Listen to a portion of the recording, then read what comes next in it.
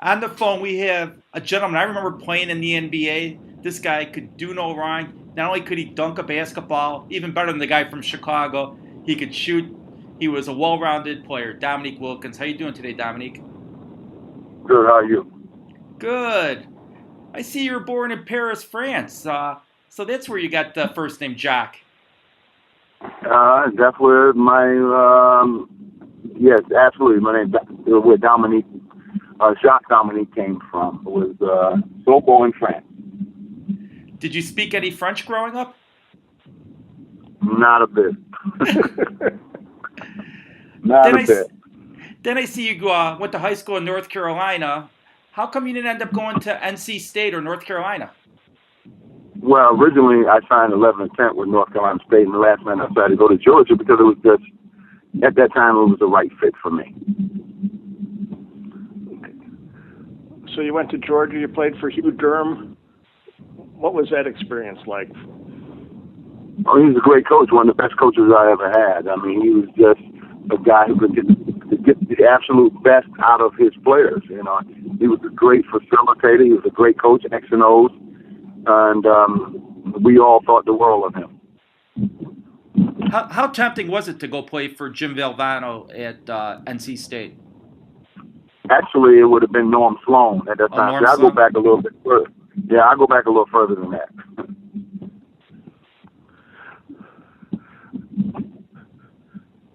But actually, Jim Valvano came, I think, the next year. If I had went to North Carolina State, he would have came the next year. And you guys probably would have won a couple of NCAA championships. That'd have been a great team. That'd have been a great team. Because it'd been you, Thurl Bailey, all those guys. Wittenberg. Yeah, they're throwing out. Yeah, all of us came out of high school together. And I was supposed to go to school with Wittenberg and Bailey and all those guys. The last minute, I changed my mind. Yeah, but you guys would have needed at least two basketballs. I know, no, not really. I mean, because, you know, Thurl Bailey would have been a power forward. I would have been the small forward on that team. Then you had Wittenberg and Lowe. And, man, they had some great players on that team. You're known for many things, especially on the offensive end of the court. Can you remember the first time you dunked a basketball and what it was like? Probably it was 8th grade, maybe. And it was a wonderful thing. Can you describe, for those of us who can't dunk on a 7-foot basket, what it's like to be able to dunk on a regulation basket and the exhilaration I assume that you get from it? Well, it's something that, you know, growing up, everybody wanted to dunk when you were growing up. I mean, everybody wanted to do the fantastic plays, and the dunk was the most noticeable one. So it was a fun time to be a part of basketball in the 70s and 80s. When did you realize that you could play in the NBA? When I was 12. Believe it or not. I knew I was going to be an NBA player when I was 12. I knew it. I just knew it. I worked, and from that point, I worked hard every day to get to the level of that highest level of basketball you can possibly get. So, you know, it was just, for me, a matter of time because I was dedicated to do that. You dominated in high school. You dominated in college. Did there come a point where it wasn't as easy as all that? Excuse me, say that again. You dominated at every level that you played at. Was there ever a point where you didn't feel like you could dominate? Well, I mean, as a player, as you develop as a player, you kind of know where you're at as far as your ability to be a dominating type player. You know, when you find out that you can't dominate on that level, well, it just tells you one thing: you're getting old. You know, and we all go through that.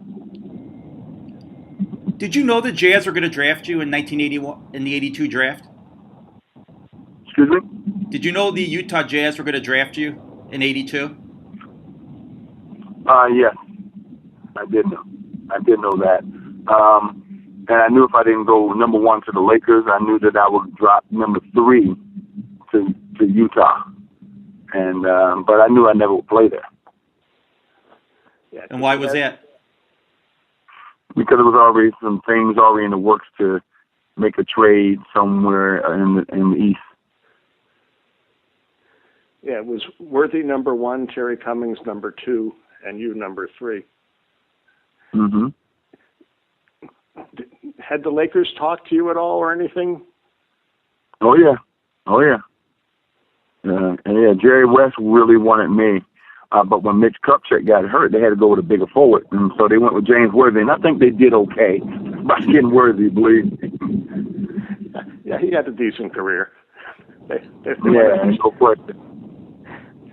won a few championships. Well, you were well known down there in Georgia, so I think there was a lot of pressure on Atlanta to get you to play for him. Oh yeah, I mean,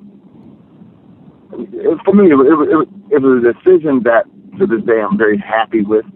To be a part of the University of Georgia, coming to Atlanta, playing with the Hawks all those years. I mean, what better setup could you have had? Sounds pretty good to me. It worked out for you rather nicely. Was Yeah. there much of an adjustment from Georgia to playing in the NBA?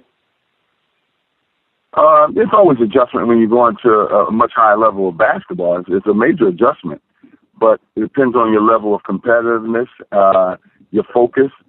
I mean, all those things come into play. I was ready to go in the NBA when I went in, so I knew I would do well. Your rookie season, what was that like?